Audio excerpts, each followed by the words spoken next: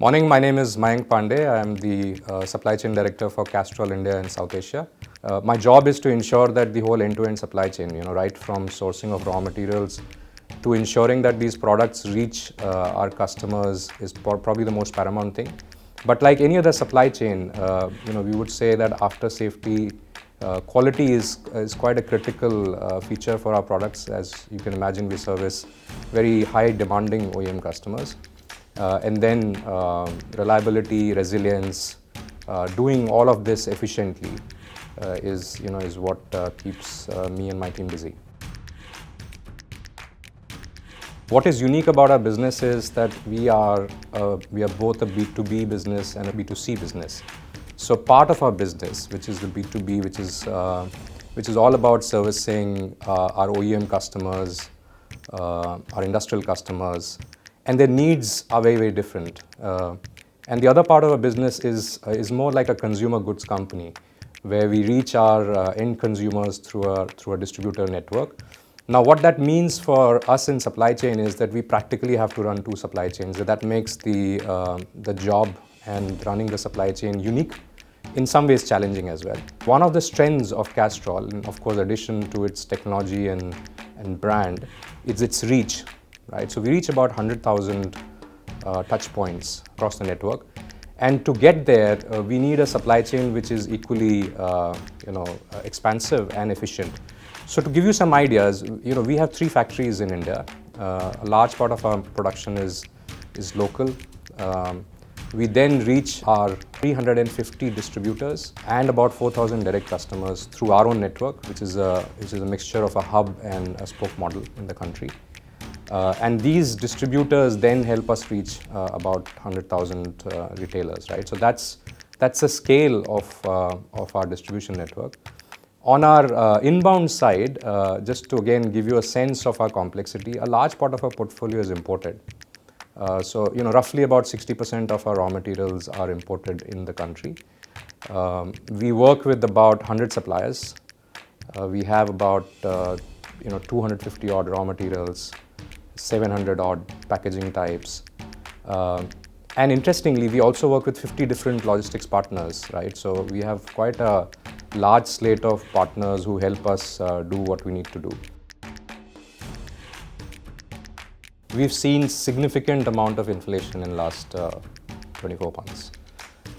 Various factors, started off with supply and demand imbalances in the refinery and downstream chemical space, caused due to pandemic, and then of course the geopolitical tensions and have led to significant increase and volatility in the crude oil prices.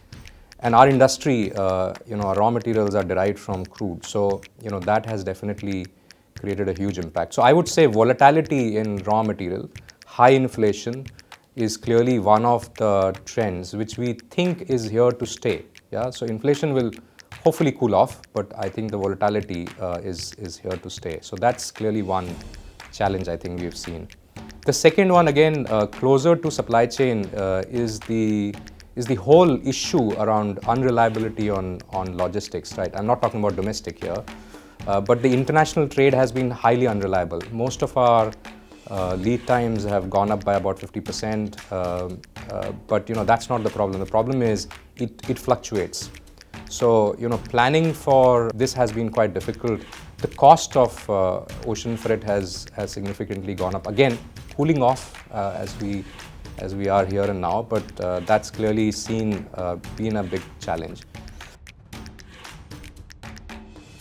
I would say a lot of our journey of digital transformation is driven by our consumers, right? And you and me as consumers know that our needs and our expectations from our suppliers have changed. Yeah, we want products faster, we want visibility, we want reliability, and so are our customers and consumers asking it. So I would say that our need to digitalize has actually been driven by consumers first. That's the main reason, right? The second is that we need to get efficient. We need to do the same thing faster, cheaper, and clearly we can't do that without bringing technology in our processes. So that's clearly the second thing. A lot of conversation has happened about whether pandemic has been a reason for us to digitize. I still believe that TMS, for example, right? We actually started before pandemic kicked in. So our intention was always to go on this path. I think in all fairness, we've accelerated, right? So things that would probably have taken longer earlier, recognizing that we need to get leaner faster, but also recognizing that a lot of things that we thought will be difficult, pandemic taught us that you can actually do it faster. So the adoption and acceleration has been the key.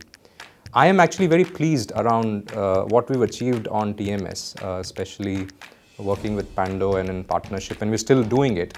I think the most unique thing that we are creating is capabilities that didn't exist. For example, when you are shipping out 100,000 orders a year, right? There are thousands of trucks and shipments always on the road at any point of time. You can't provide all those customers visibility, even if you had unlimited resources, unless you bring technology. So as a new capability, you can't do it without digital. So we are adding new capabilities to improve customer experience, but we are definitely looking at dollar value. So we are doing it also because we believe that it creates value for us on the bottom line, and that counts by doing things efficiently, optimization of load, routes, etc., etc. We started way back actually in 2019, really thinking about TMS. We got into motion really later half of 2020 with all the COVID coming in between. We had our business needs. There were things that we wanted to achieve, and we wanted to be sure that the partner we choose and the product we choose is able to meet that. And I think the second factor that was quite heavy on our minds was to partner with someone who understands the Indian logistics context. And that was quite key, right? It is well established that while moving goods from A to B is simple, the way it gets done in different markets is quite different. And India has its own unique challenges, whether it's the capability of partners, whether it is road infrastructure, whether it's the regulations. We wanted to be sure that the partner and the solution is right fit for the Indian context. We wanted someone who would truly partner with us. Yeah, we wanted someone who will join hands and will take us through this journey, recognizing fully that this is not something that we internally have. This software development, product development, that's not something that we were strong at. We knew what we wanted. So getting someone who's oriented to creating value for us, who is committed to partnering with us, and who's flexible enough to walk with us, change to meet our needs, was clearly the third big one. The last one, which is needless to say, is that we looked at cost competitiveness, right? And we did this selection globally. So we looked at vendors both locally and outside of India. And clearly cost advantage was important because all of this was finally being done for creating a bottom line impact as well. I think in terms of execution, other than the stakeholder engagement, what has definitely worked for us in very brief summary would be a joint team. So a joint project team with equal participation by Pando and Castrol. A joint steering and governance mechanism, again steered by leaders from both the organization, and a very strong focus on ensuring that what was set out as the needs of the business right up front when we started the project is something that we hold, the two teams hold themselves accountable for. So yeah, strong front-end loading, strong and wide stakeholder engagement, and a really robust and thorough implementation governance, I would say are the key to me to kind of get this implementation right. And Pando has been at the very center of it, right from day one and to date. We were still on it together. Three broad themes there. First is improving customer experience, and that gets done by making it easier for our customers to deal with us. Once they place the order, once the product is shipped out from our warehouses or factories, they have on-demand visibility, right? So I think that's the ease of business bit that we talked about. When the vehicle reaches them, again, there is ease of receipt of goods, right? The whole experience is digital. The whole experience is like a B2C experience in a B2B environment, and I think that was the key. So that's clearly one value driver for us.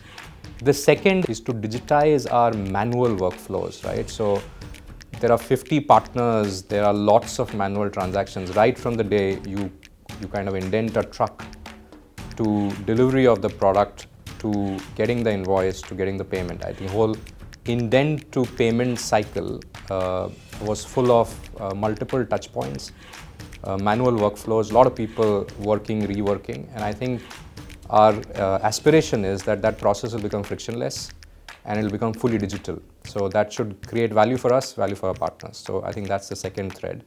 The last one, of course, is the hard dollar value, as I said, and we're clearly looking at creating efficiencies and savings, and we believe they will come from better utilization of trucks, consolidating multiple orders in truck, utilizing the whole cubic space, capacity of the truck fully, getting our routes optimized, so multi-drops instead of single drops is clearly the other thread. And the third value source for us, which we are looking forward to as we go forward, is to get the whole bill discounting piece working in our invoice to pay process, which should create some value for us. Every supply chain head, every business leader needs to fully get, we should do it for the right reasons, yeah. I have seen projects where, we've digitized for the sake of digitization and then, the value is not derived. Having that clarity around what is the problem that we are trying to solve, I think is the key. That then allows an opportunity to do a good requirement analysis, understanding where the value, sources of value will come from. And then working very closely with the partner, and I have to compliment Pando, is that the early stages of this partnership, there was a lot of effort put in together by both teams to ensure that both teams are clear what the sources of value are, right? And I think that would be my second bit of advice, input. And the third, I think, like everything else, right? Devil is in detail. The bucks come, the benefits come in great execution, right? So if you don't get the execution right at the right speed, but more than speed, the right quality, we won't get the outcomes.